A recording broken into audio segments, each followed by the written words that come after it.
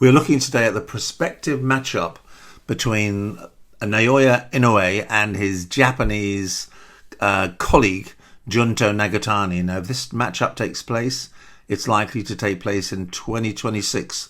We'll review that in a little while, but let's just continue. Now, this is Inoue on the left, and this is Nagatani on the right. Now, Inoue is the most superbly decorated athlete. He has won undisputed championships at two different weight classes, super bantamweight and bantamweight. He's held 10 different world titles, including WBC light flyweight, junior bantamweight, unified bantamweight. He's also held the bantamweight lineal championship. Now, he's referred to as the monster. This is not a term of endearment. This is a term of terror. He fills his opponents with the same terror that Mike Tyson did in his early years of his great career. So we could say that Tyson is Monster 1.0 and Inoue is Monster 2.0. Now, obviously, Inoue is a Japanese professional boxer. He was born in 1993. He's held multiple world championships in 4 weight classes and is one of only 3 male boxers in history to become the undisputed champion in 2 weight classes in the 4-belt era.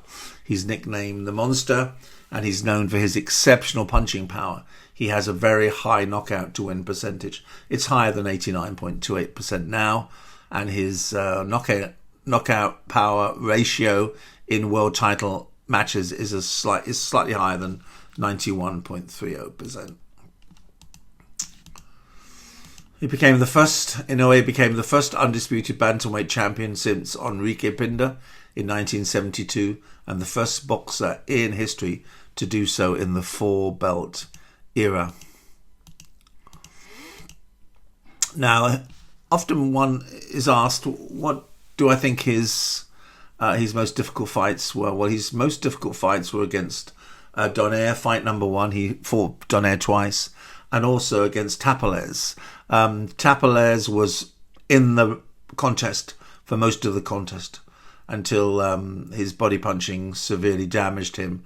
And Donaire was not equivalent or equal to Inoue, but he was very close to him. And they were both very difficult fights. His most important career-defining fights, well, I'd certainly include the Donaire victory. Donaire 1 and Donaire 2 were very important career-defining victories for Inoue.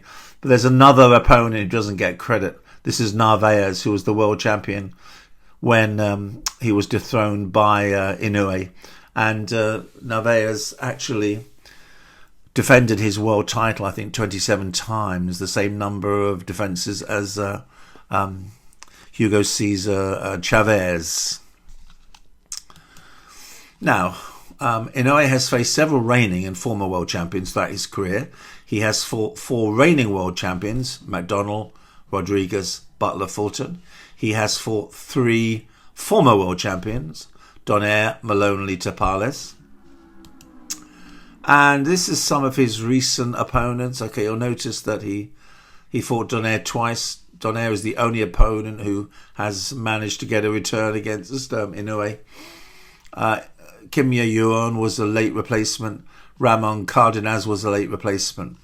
Many of these are fine professionals, not in Inoue's division of excellence, but some of them are quite close. Now, Inoue is known as the Monster and has a distinctive and highly effective boxing style.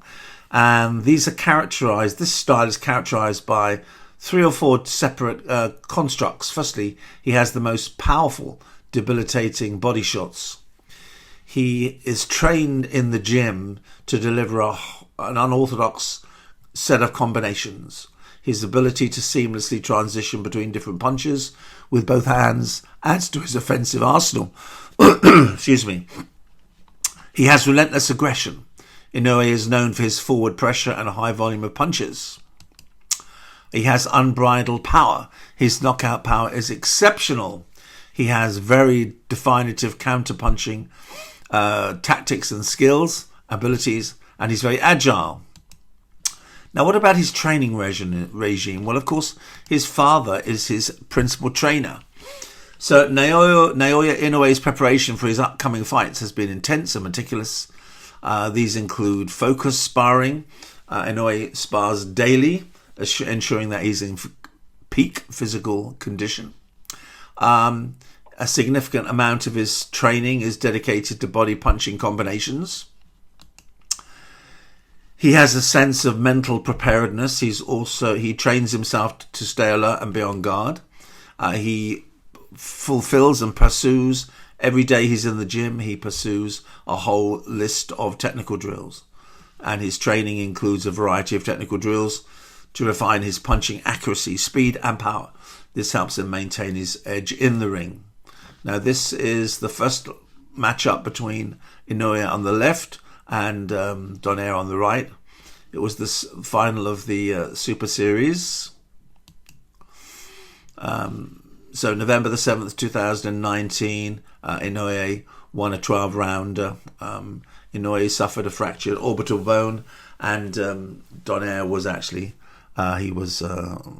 downed in the penultimate round, round 11, I believe.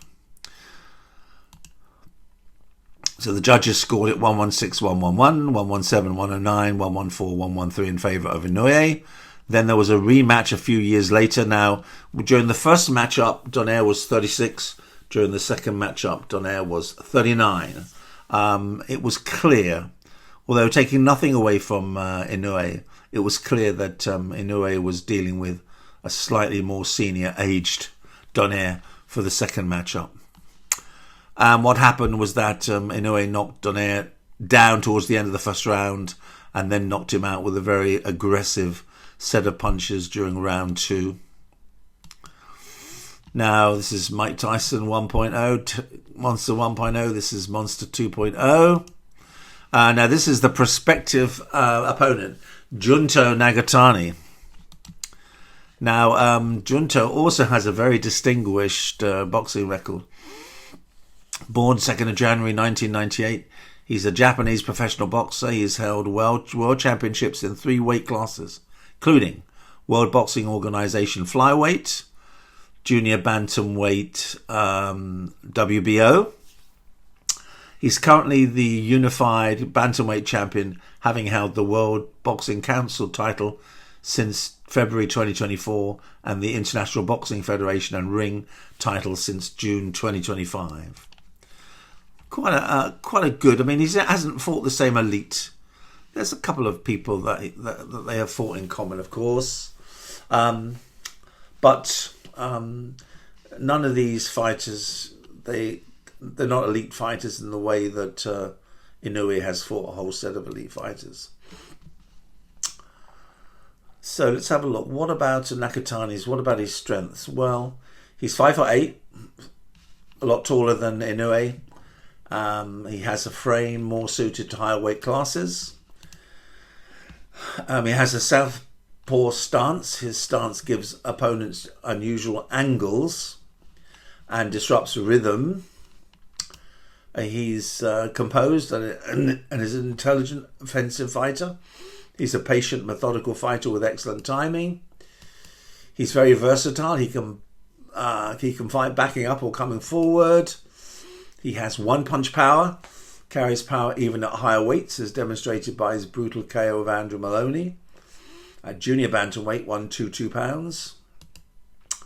He never gets reckless. He has a sense of defensive responsibility. He uses footwork and upper body movement well to avoid punishment. Weaknesses, well, he has not really fought elite level opponents. He tends to get caught up in mid-fight inactivity at times. And whilst powerful, he may not carry the same concussive force as the top dogs at super bantamweight or featherweight. So what can we say? Inoue is a generational talent with a frightening blend of speed, timing, power and ring IQ. Nagatani is longer, rangier and a southpaw technician, but he lacks the same aura of destruction and resume depth. Nagatani is still rising. He may eventually become a dominant force at featherweight or super featherweight. Final thought, Nagatani is one of the few who could give Inoue an intriguing stylistic challenge, But right now, Inoue's explosiveness, experience, and finishing ability would give him a definitive edge. Can we compare them? Well, let's have a look at Junto Nakatani, middle column. Inoue, far right column. Okay, nickname. Junto doesn't have a nickname. Inoue, of course, the monster. Junto, southpaw. Inoue is orthodox. Junto is 5 feet 8 inches. Inoue is about 5'5". Junto belongs to the weight class 115 to 122, whereas Inoue has 108 to 122. Junto has high knockout power. Naoya has elite knockout power. Junto has quick hands. Naoya has explosive hands. Junto is disciplined, movement-based. Naoya is high guard reflexes and footwork. Junto is very patient as a technician. Naoya is a very high-pressure, precise destroyer. Big fight resume. Junto's good, but Inoue is proven against top world champions. Junto is adaptable. Inoue is exceptional.